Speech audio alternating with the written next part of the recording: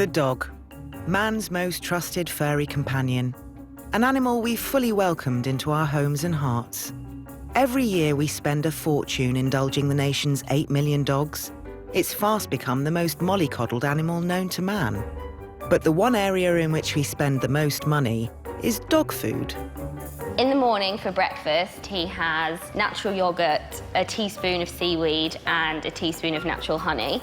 He supplements his diet whenever we go into the fields. He likes cow pats and sheep dropping kebabs.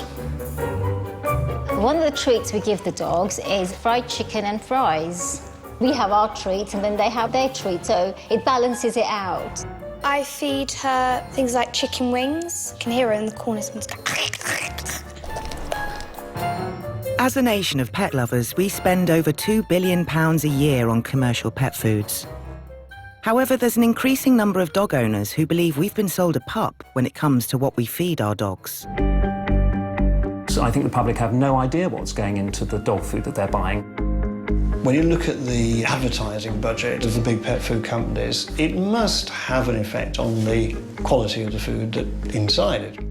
A very cheap dog food is cheap for a reason. It's not because the companies decided out of the goodness of their hearts to make a cheap pet food. It's because the ingredients in it are extremely cheap ingredients. If there's too much or too little of one thing, it can really lead to problems quite quickly. Dogs' diets and nutrition are coming increasingly under the microscope. Skin allergies are rife, digestive problems. I mean, whoever would have heard of dogs with colitis?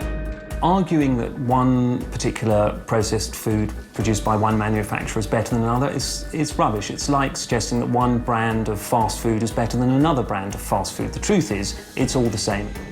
But with many experts believing commercial dog food is a perfectly appropriate diet, war is breaking out over what we feed our dogs. The claims that some lobbyists are making, it's not really founded on any evidence.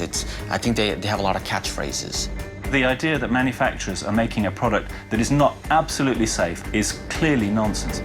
Caught in the middle are our furry, four-legged friends.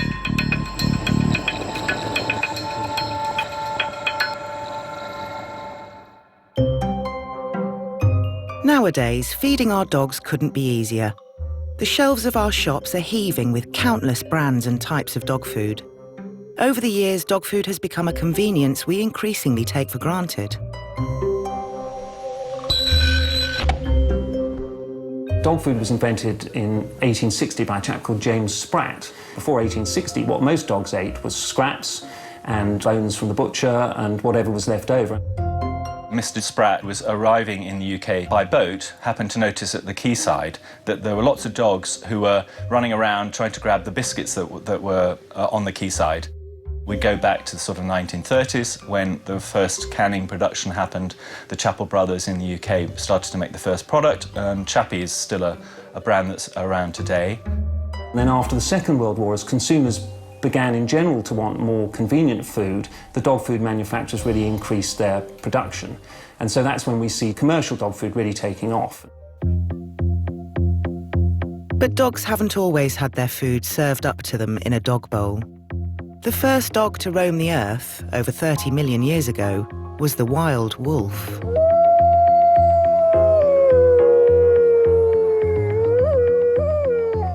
The forefather of the domestic dog. Wolves were the very first dog, and they are the ancestors to all our domestic dogs. Their genetic makeup is identical to that of the domestic dog. I think it's about a 0.03% genetic difference. With a bite power twice that of a pit bull terrier and 3 times that of a German shepherd, these wild beasts are genetically designed to eat meat. This is one of the muntjac that we had brought into us. It's roadkill for the wolves. We've got 10 wolves on site, and they all get raw food. The wolves that we have here, they'll eat anything from roadkill deer from the butchers, rabbits, hares, beef, chicken carcasses. The domestication of wolves into pet dogs started approximately 20,000 years ago. Then, like now, the one-man and his dog relationship revolved almost entirely around food. At its simplest, wolves would eat scraps of human food in return for hunting and guarding. You can see why wolves did come from the wild to stay with the humans. And it was beneficial for them as well because they sort of guaranteed a meal. The wolves get fed 6 out of 7 days, and we give them 1 starved day a week to replicate sort of what would happen in the wild. And we do hand feed 9 of our wolves. In the wild, they would obviously carcass feed and they'd gorge themselves on food because they obviously don't know when they're next going to have to kill. They can eat the equivalent of about 80 hamburgers in 1 sitting. A lot of people obviously don't want to be doing this sort of thing when they're preparing their dog's dinner. But I think we're humans in a busy sort of world and we don't have time to do all this sort of thing either.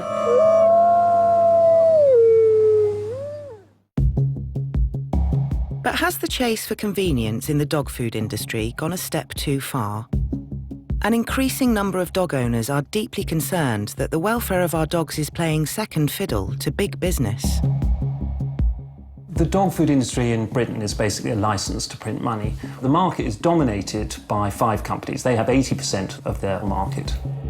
Independent pet supplier Scampers used to stock all types of food on their shelves. Slowly they realised that whilst there were a lot of different brand names, they were all owned by just a handful of multinationals. What happened is they'd gradually taken over my business without me knowing, because all of these were previously independent brands. It's takeover by stealth. That's what they're doing. When you look at the advertising budget and the packaging budget of the big pet food companies, it must have an effect on the quality of the food that's inside it. I think there's huge ignorance. I think the public have no idea what's going into the dog food that they're buying. But in fact, what's going in is very low quality product. If you've got $1 billion business and you remove 2% of the most expensive ingredient, you've just saved an awful lot of money. And the manufacturers are aided enormously by the legislation. The legislators aren't really concerned about what goes into it. As long as it doesn't kill the dog, that's actually what the legislation says. As long as it doesn't damage the dog over a period of 3 to 6 months, it's absolutely fine to put it in.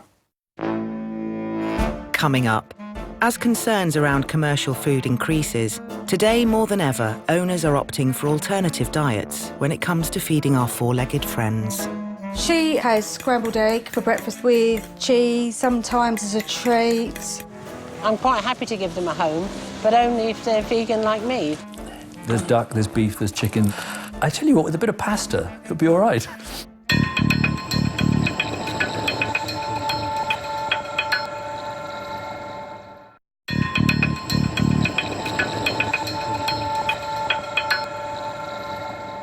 Stanley, what's this? Look.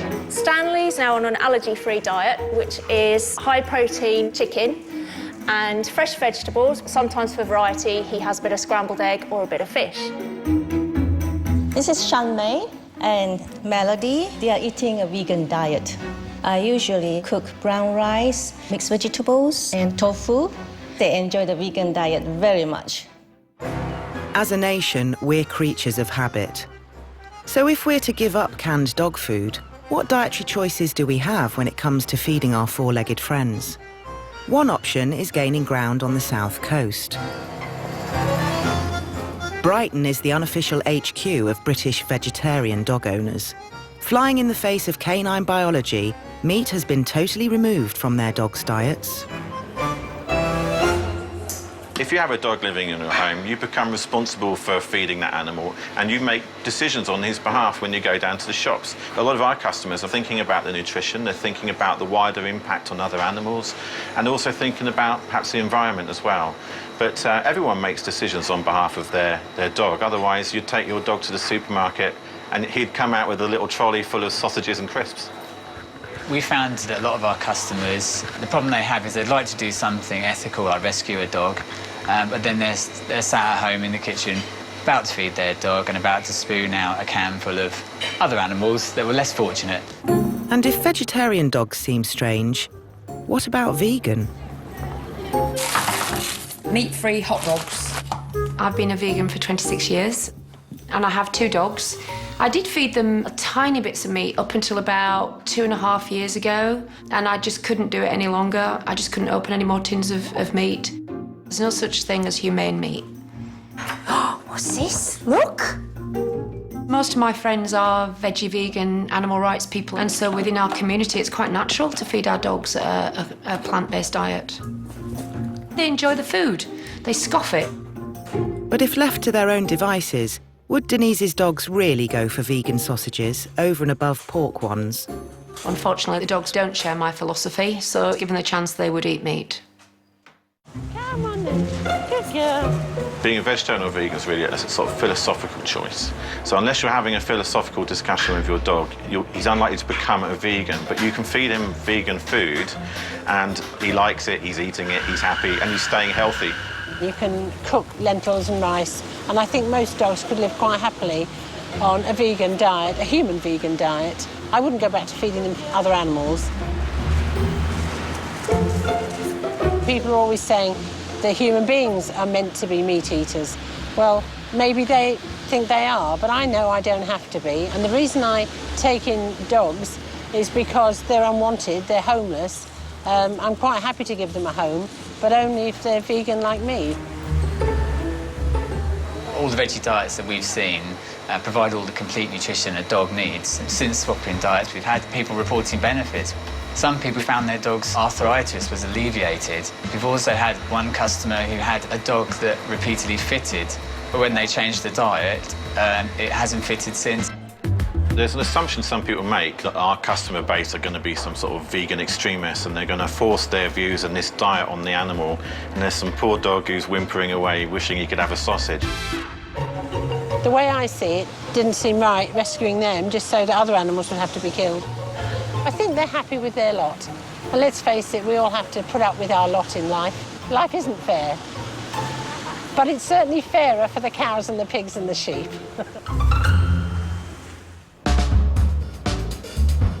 Alongside the vegetarian option, a whole new canine generation is enjoying a cordon bleu diet with a home-cooked menu. It's felt that the main advantage of this diet is to know precisely what ingredients go into your dog's bowl. Julia in East Sussex feeds her performing dog Flora a home-cooked diet, including bespoke seafood lasagnas. This is Flora. She's a Cavapoo, which is a Cavalier cross toy poodle. She's actually allergic to meat. High five. High five. She can tolerate fish as her protein, but I also feed her a lot of vegetables with protein, such as lentils and beans. So I'm using whitefish here, which is haddock, but you can use coley. My previous dog I had died from stomach cancer, and in my ignorance, she was fed a processed diet for most of her life. You immediately think, what have I been feeding her? I always said any future dogs that I had would have a home-cooked diet because I didn't believe that the pet food industry was actually being very true in what they actually put into the food. If, God forbid, anything did happen to her, I'd know it wasn't her food. But for some dog owners, indulging their pooches with home-cooked food isn't about health, it's about luxury. And in the case of Hayley and her Maltese dog Betty, just a little bit of bling. She has scrambled egg for breakfast with cheese, sometimes as a treat. She does have mackerel as well sometimes. And then she does have her roast dinners. She makes her happy, she loves her food. Right, Betty. What's this? There. She does eat out of a bowl as well, but she's a bit of a diva.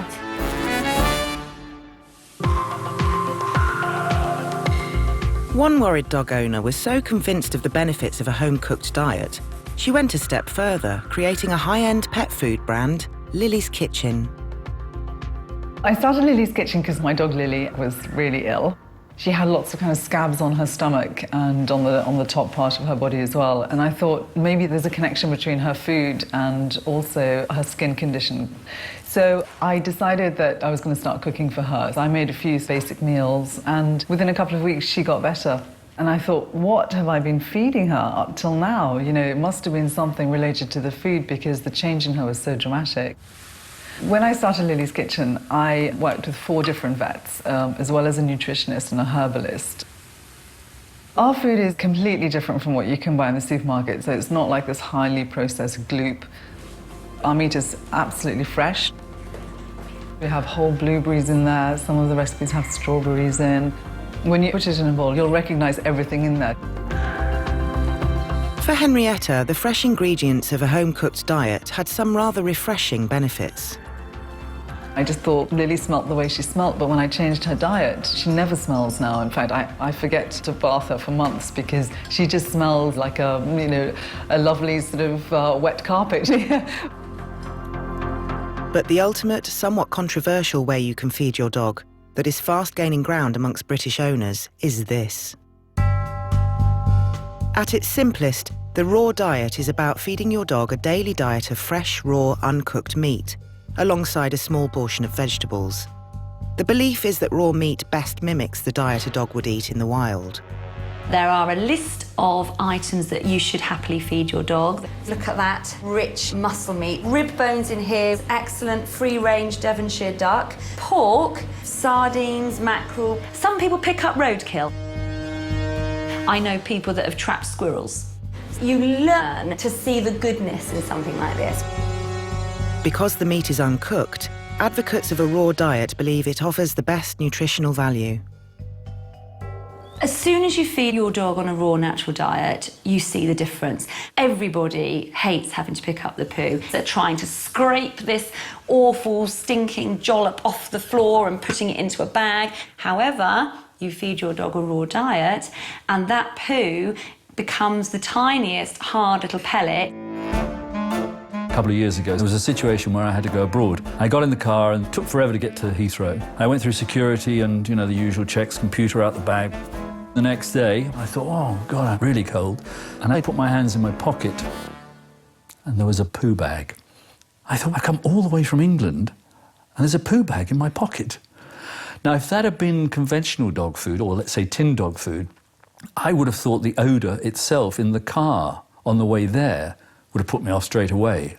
But because it was a raw food that I'd been feeding her, there was no smell at all. Supporters of the raw diet include a handful of qualified vets. The UK's leading holistic vet, Richard Allport, believes that the right diet for your dog is the most vital thing you can do to keep it healthy and happy. The holistic idea is to look at everything, the emotions, their background, what triggered problems off. Then you can stand back and look at diet, you can look at treatments that will help on all those different levels. And one of the first things I do now with any new patient is to look at their diet and almost always suggest changing to raw. And that often, even without treatment, makes a big difference. You didn't like that one? A bit sore. That's all right. Okay. Yes, I think any vet will tell you one of the commonest things any vet sees is chronic itchy dogs. They scratch and they itch and their fur comes out, and a huge number of those will be improved almost overnight just by going to a natural raw diet. I started feeding my dogs raw about 15 years ago. Since I've been feeding them raw, I must admit there have been less digestive problems, less skin problems, better teeth. The first week I had him, I changed him onto raw, and he certainly seems quite healthy and well, don't you, Poppet? His only trip to the vet with me has been to say hello to them. You put a natural food into the dog, you get far more natural behaviours and, a dog that thrives. You hear horror stories from other owners about, oh, my dog's always whining, my dog's always barking, or my dog's always chewing. So we haven't got one like that. He doesn't do that, and it just seems a right pleasure to have. A key part of the raw diet is also uncooked bones. Again, it's felt that if dogs naturally chew on them in the wild, why stop them from doing so in our homes? Far more dogs will have much healthier teeth, will not need dental treatment, will not need dental extractions if they're feeding on raw bones than otherwise. There's a couple of rules you must abide by. The bones you feed must be raw, not cooked, and you need to get a good mix of meat and bone and some vegetation. Handling raw meat isn't for the squeamish. So some raw food companies have taken the blood and guts element out by processing it all into neat little packages. It's like a frozen sausage, and literally you just defrost them overnight. Dried food would be much easier because you just pour it out of a pack, and it takes a little bit of time, but hey, it's nothing really. He's very content. What's nice is that you can get really savvy and you can get some pleasure, actually, in sourcing some great stuff. There's duck, there's beef, there's chicken. I tell you what, with a bit of pasta, it'll be all right.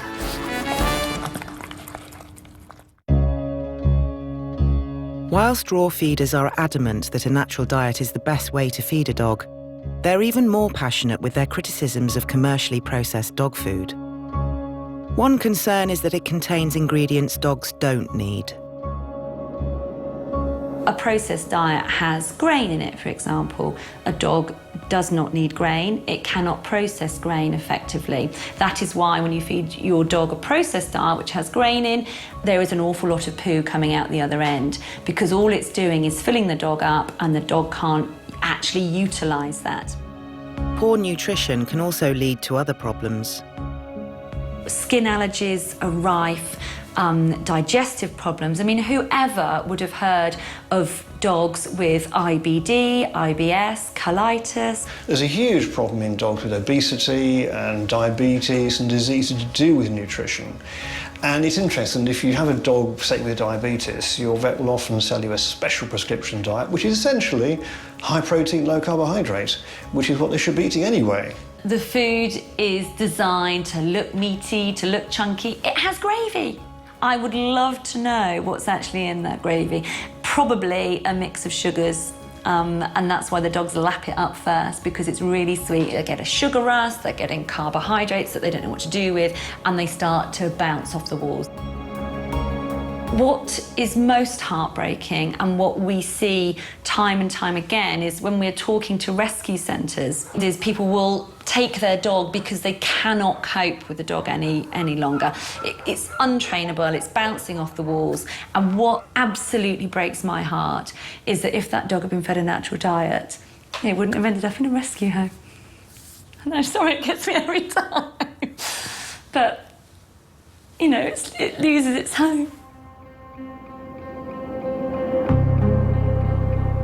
Dogs deserve to eat what's going to make them healthy and extend their lives. In my belief, about 9 out of 10 visits to the vet are caused by the diet that dogs are on. We know with human health that if we eat healthy food, and in particular if we eat fresh fruit and vegetables, we lead a longer life and a healthier life, whereas if we eat processed food that's heavy in salt or sugar or fat, we're less healthy and we lead a shorter life. And the same is true for dogs.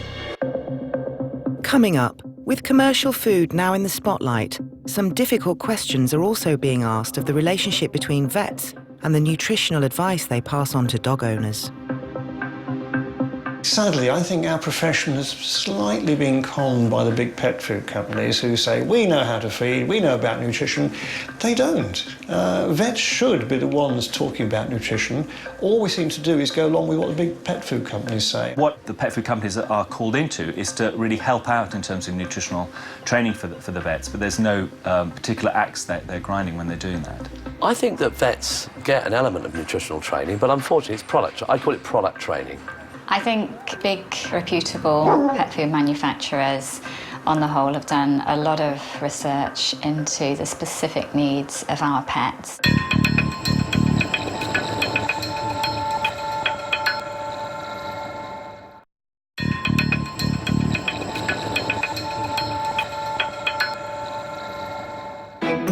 Molly, all her life, has eaten a raw food diet. I really believe that you are what you eat. And raw green tripe is really considered an elixir for dogs. We feed them on a dry food. We just get stopped everywhere by people, you know, how wonderful their coats are and soft. And that food gives them everything that they need. If there's one place where a dog's health is paramount, it's an animal rescue centre. For vets here at the Blue Cross Dogs Home, deciding the right food for their needy dogs is vital. A good girl, and we'll give you the once-over. Alison Thomas assesses every dog that comes into the centre and tailors their diet accordingly. Kai is an adult husky. He had a bacterial infection, which we treated. He was fed a commercial, complete and balanced sensitivity diet. I think reputable pet food manufacturers, on the whole, have done a lot of research into the specific needs of our pets and what is going to be the optimal diet. But could commercial dog food be a major cause of obesity? There's multiple reasons for obesity in our pets today. Overfeeding is one of the problems. Many owners are feeding their pets to the point of obesity without meaning to and without realising it in some cases. I think exercise is a big issue as well, particularly in cities and with people working longer hours. A lot of animals don't receive the exercise that they need to maintain good health. Not only is commercial food seen as an appropriate diet for rescue dogs, but at the most prestigious veterinary establishment in the country, the Royal Veterinary College, experts insist there is nutritional value to be had in commercial pet foods. The requirements of an animal changes as they grow. So the formulations change to their needs. There's some commercial foods that are excellent. There's a lot of evidence to show that they are promoting optimal health. When diets are formulated for different life stages, it's not a gimmick. We now frequently encounter dogs that are in their 20s. And there's some studies that looked at lifespan of animals, and they actually can change by a few years depending on the food that they're eating or how they're fed. So I think that there's some truth to the point that food is having an effect in the lifespan. Regardless as to which side of the argument you're on, one fact is certain. Most dog owners in Britain want the absolute best for their dogs. But most of us first confront dog food on our supermarket shelves. And with so many different types, deciding which one to give your dog can be tricky. For many, labelling is a major hurdle. Meat and animal derivatives. Derivatives of vegetable origin. Fish and fish derivatives. Minimum 37%, including minimum 4% chicken. Oh, we've got some chicken. That's quite good. Derivatives of vegetable origin, have no idea. 43% meat and animal derivatives, of which minimum 26% meat. Colouring, cereals. And sugars. What does a dog need sugars for?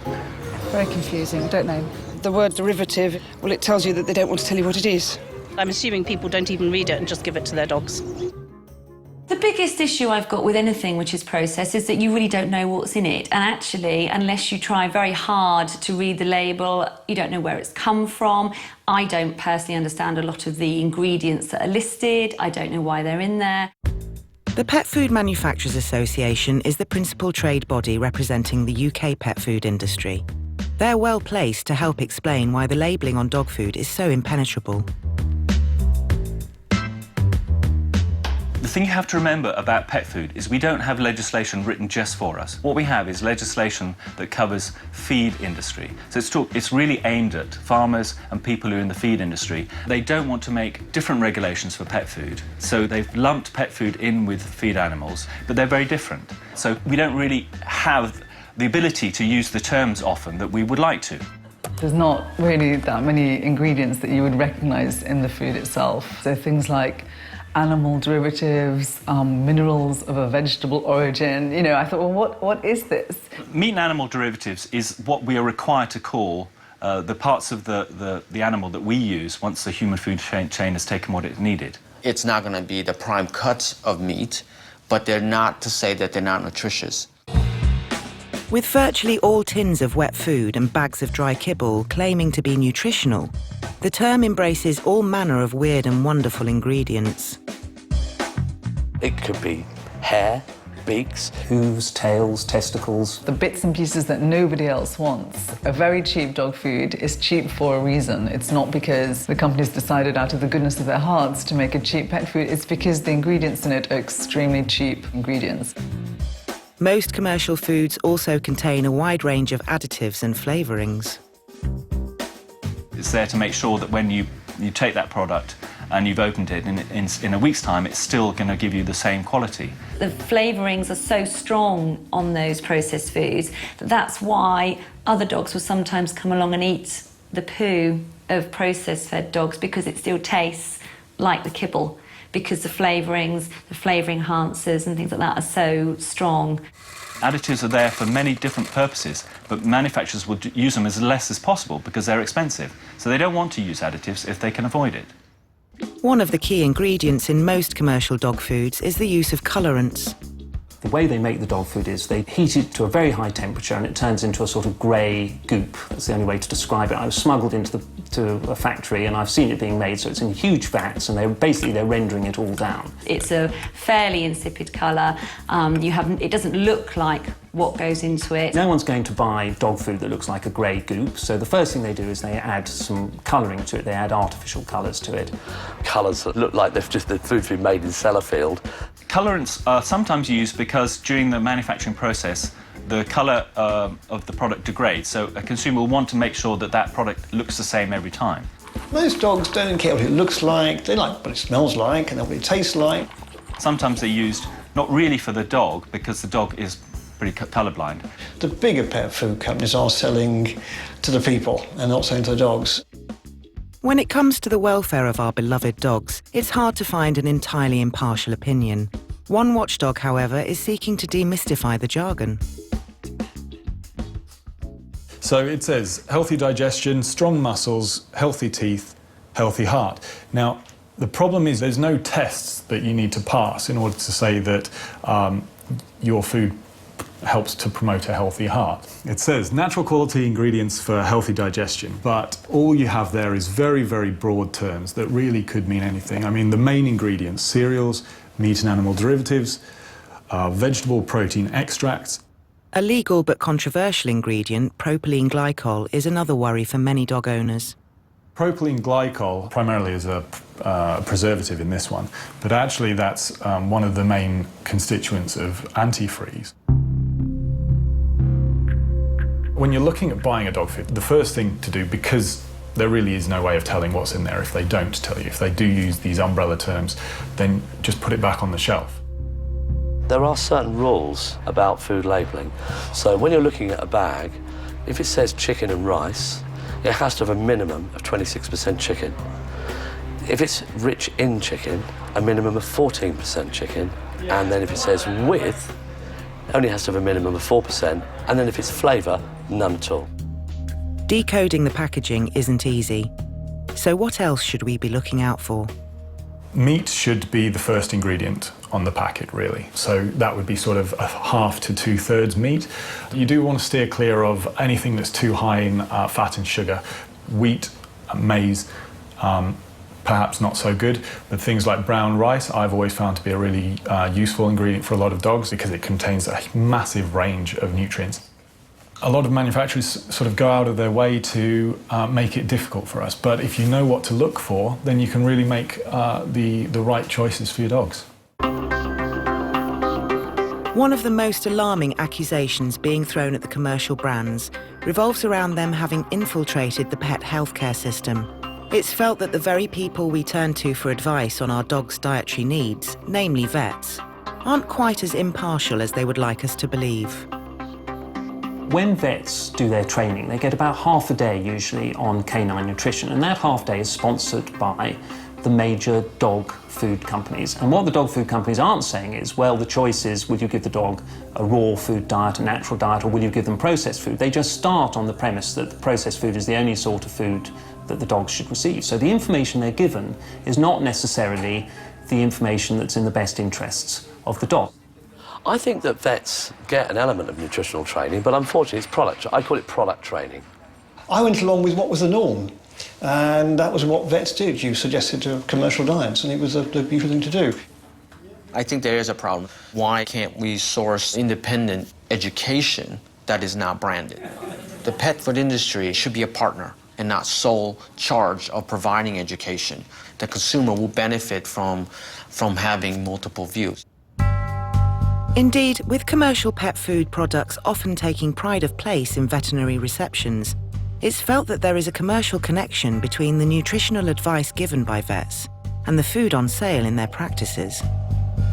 Every day you'll see their food on sale on the vet's shelves, and actually the vet will earn a nice percentage of sales commission for selling that food. Unfortunately, a lot of vets are in a position where they need to support what they're doing with the sale of foods. So they have a vested interest in promoting certain products, and it's not necessarily the case that they are the best or the most appropriate. You trust what people tell you, and they want the best for your dog, as you do. But unfortunately, I don't think in all cases it is correct. You could point the finger and say, do you know what? Is it you scratch my back and I'll scratch yours?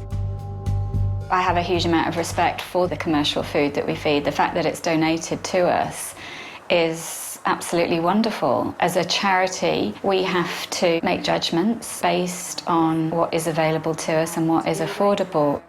I don't believe that Blue Cross would make an economical decision when it comes down to nutrition.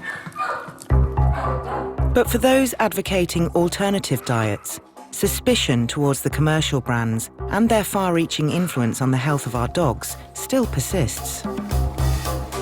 Arguing that one particular processed food produced by one manufacturer is better than another is rubbish. It's like suggesting that one brand of fast food is better than another brand of fast food. The truth is, it's all the same.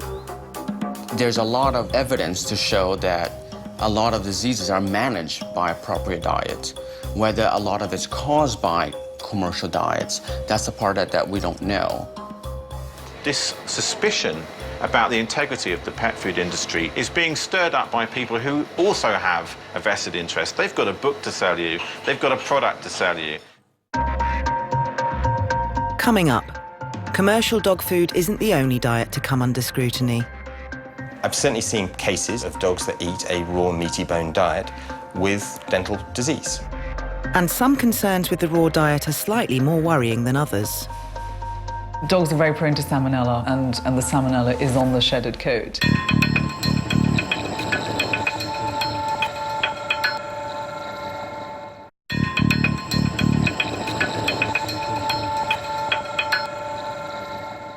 I think it's important to feed a raw food diet because I think dogs really benefit from having healthy, natural food. We're told by doctors not to eat junk food all the time. Why should they? Lucky gets Weetabix in the morning with minced soya. He loves that. But things aren't as straightforward as we'd like to think. As well as worries with the quality of the food in commercial brands, there are emerging concerns about the safety of the raw food diet. The virtue of the raw diet, uncooked meat, is also its major drawback, particularly with the threat of salmonella. Dogs are very prone to salmonella, and if I was going to feed, raw meat to Lily, the salmonella comes through on her coat, so she obviously sheds like any dog does, and the salmonella is on the shedded coat. In the States, there have been warnings by the Centers of Disease Control about pet food having contaminants like salmonella, and that being a health concern for children. So the types of salmonella that are being seen in children can be traced to the food that dogs are eating. One area of canine health that offers important clues as to the value of certain diets is where the food enters their bodies: the mouth. Gum disease is the commonest disease that we see in veterinary practice. Peter Southerden isn't convinced that a raw diet is the best option where dental hygiene is concerned. I've certainly seen cases of dogs that eat a raw meaty bone diet with dental disease. So feeding a raw diet doesn't necessarily prevent it. There's only really one thing that really makes a difference, or makes a big difference, and that is brushing our pets' teeth. The centrepiece of the raw diet, the bone, or nature's toothbrush as the raw lobby describe it, is in fact an enormous bone of contention. There is the risk of tooth fracture, certainly if you're feeding larger bones. But many vets feel there are more serious dangers that can arise from a diet including raw bones. The biggest concern is when the bones are actually stuck We can see that there's a large amount of bony material in the stomach, which may or may not pass. And there, if the animal starts vomiting or has abdominal pain, that might mean that we need to retrieve it surgically. The most serious criticism of the raw diet is the lack of scientific evidence to support it.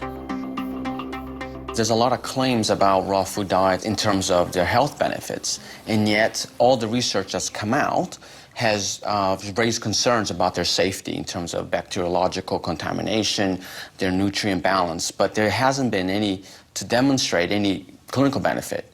The raw food diets, they're making claims, but they can't back them up yet. The only people who do any scientific tests on the food are the dog food manufacturers, and not surprisingly, their tests come out in favour of the food. The thing about the raw food movement is that it's considered an alternative movement, and there's no funding involved. Because no one is making any profit from it, there's no money there for research. So what one finds is that there's very, very little scientific research into raw feeding. But I actually think what will happen is that the market will change in the future, and that the mainstream manufacturers are going to find that the demand for raw food in a natural diet is so great that they begin to switch the food that they produce. I think what we're going to see in the future is all these big corporate pet food companies bringing out so-called natural brands. There will be the new Hills natural food, there'll be the new ProPlan natural food. The problem is there's never going to be the same profit margin in producing a ready-made raw food for dogs as there is in commercial food. And therefore I can't ever see the major pet food companies changing. With vested commercial interests, however large or small, on all sides of the debate, perhaps a trip back up the evolutionary ladder could help clarify things. The thing about the canine digestive system is it's identical to the wolf's digestive system. So it has exactly the same strength of stomach acids, it has exactly the same digestive enzymes. So what one finds is that the digestive system of, say, a Chihuahua is exactly the same as the digestive system of a grey wolf. And as a result, they should be eating exactly the same diet. You can't necessarily draw the conclusion that because a wolf eats a certain diet, that a Chihuahua necessarily would benefit from the same diet. You know, they're very different. The shapes of their mouths are very different. What they're capable of chewing is very different. The bite force that a small dog would have compared with a wolf will be hugely different. I can't say just simply because it's a dog and it looks like a wolf that therefore its dietary requirements would be the same. There are people that would suggest that even captive wolves have better oral health if they're fed a commercial diet than a raw diet. So that completely contradicts the idea that a raw diet is better. A lot of claim about dogs in the wild, and dogs didn't start out eating commercial food. Well, nobody did, and there's a lot of things that have occurred because of improvement in food quality. A lot of it is based on people's perceptions and misconceptions about what is the right thing to feed a dog. Dogs are domesticated animals, and so they have evolved since becoming domesticated, and therefore their needs might have changed. But if the debate cannot be settled by looking at the ancestral habits of the wolf, how can well-meaning dog lovers provide the best nutrition for their favourite four-legged friends? In terms of is certain diets better than others, I think we're still trying to find that out. I know that not everybody in the world is ever going to feed their dog a raw, meaty bone diet. If not, then the next best is still fresh food that's been hopefully very lightly cooked, lighter the better. And that's fine. I mean, I'm not saying that no dog can exist or be healthy without a raw food diet. But as long as the food is good quality and is only lightly processed, then that's still going to be fine. I think that people should have a conversation with their veterinary surgeon so that they can make a balanced judgment on it. People need to be educated in terms of what they're getting, talking to the companies about what products they have and what science behind that is. When you're looking at buying a dog food, use your common sense, really. You know, nutrition, it's not rocket science. We all feed ourselves and we feed our children just based on common sense, and we do a very good job of it. And it's exactly the same for our dogs. We instinctively know, most of us, what a dog should be eating and what a dog shouldn't be eating. People do have different ideas about how to feed their dog. That's understandable. But ultimately, it's the look and the health of your dog.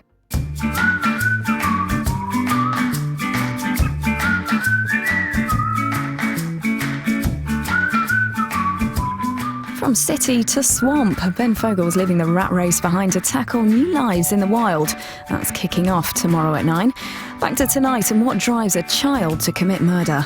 We investigate kids who kill, brand new and on the way next.